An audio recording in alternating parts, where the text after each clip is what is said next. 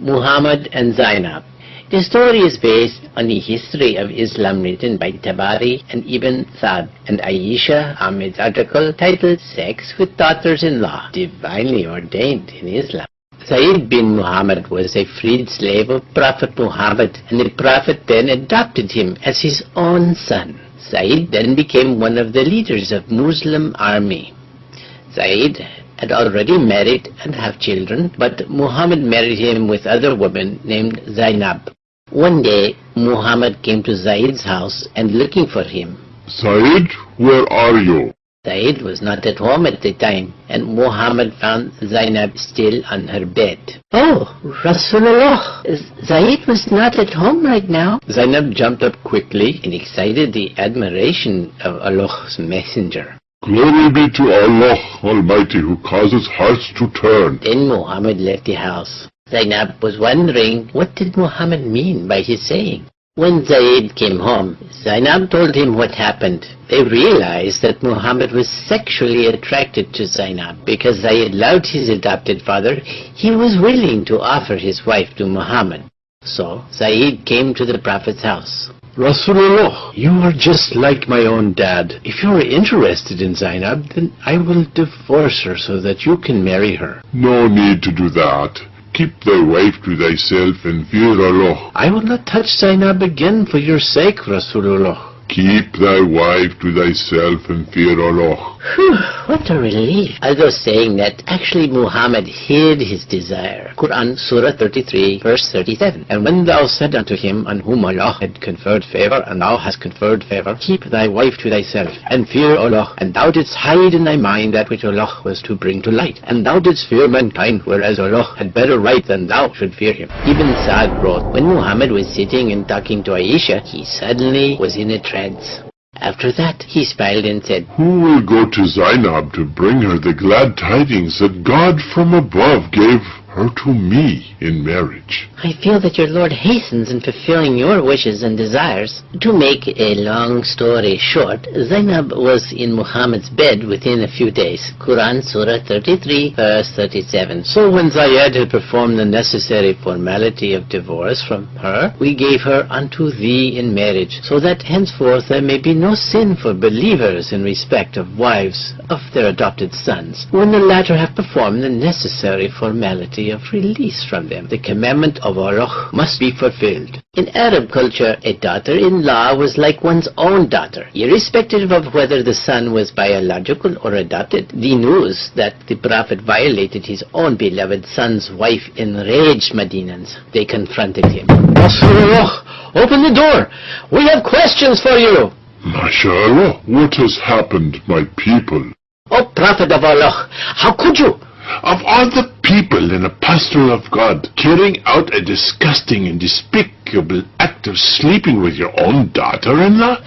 Your harem is bursting at the seams with young and beautiful wives. On top of that, you regularly take 20% cut from the crop of infidel captured women as your share of booty. Rasulullah, your act is an incest which puts the time-honored noble Arab tradition of adoption to shame. To me, the only noble and honorable act is to follow Allah's orders, and Allah was the one who ordered me to acquire Zainab. Here is the ayah, Surah 33, verse 37. We gave her, Zaid's wife, in marriage to thee, so that there should not be any fault in believers touching wives of their adopted sons. But how come you marry more than 4 wives?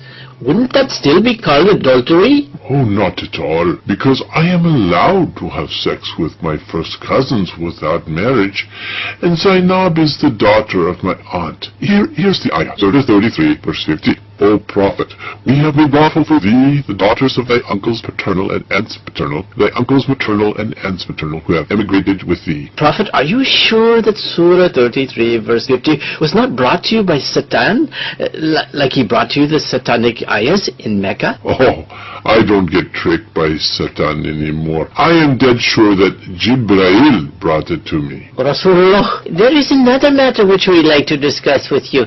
We are told that you have been sleeping with Muslims after you sent us on jihad to far-off places. Is that true?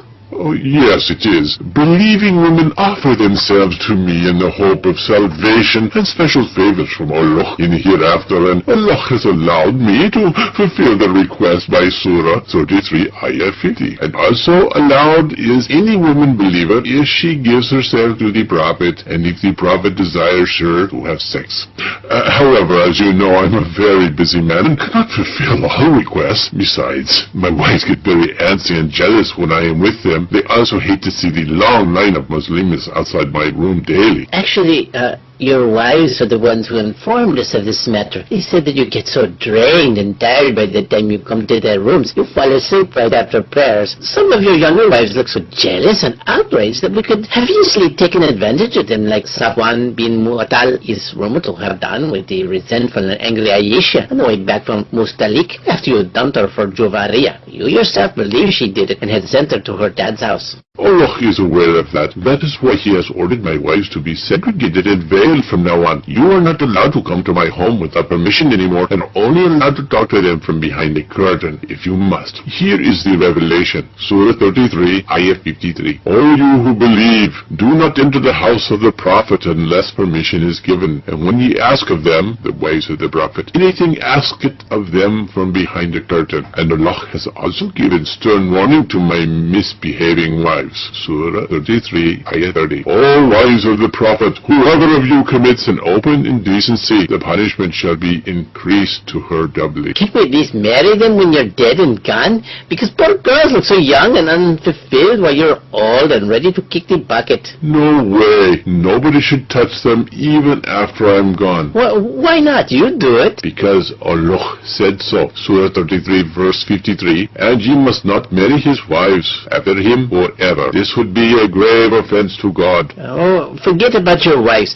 What about one-night stands with our cousins and other Muslims if they offer themselves to us? No one-night stands for you. You can sleep with them only if you marry them. Why not? You do it. Because one-night stands is a privilege only for me, not for anyone else. Here is the continuation of Surah 33, verse 50. That is a special privilege for thee, not for other believers. They are only allowed their married wives and their right hands But Prophet of Allah, does not Surah 33 verse 21 say you are a role model, and Surah 3 verse 31 says we are to follow your example if we love Allah? Allah said not to irritate your Prophet. And then those ayahs are really bullshit. Because when you indulge in incest and adultery, Allah endorses it right away. And when we want to follow you and do the same, Allah calls it adultery and calls for flogging and stoning. Why? Allah said not to irritate your Prophet, and you're irritating the hell out of me. Surah 33, verse 53. It is not right for you to annoy and irritate the Prophet of God. Can't we even ask questions? No, if you ask questions, you will end up getting beheaded. Where does it say that in the Quran? Sure it does.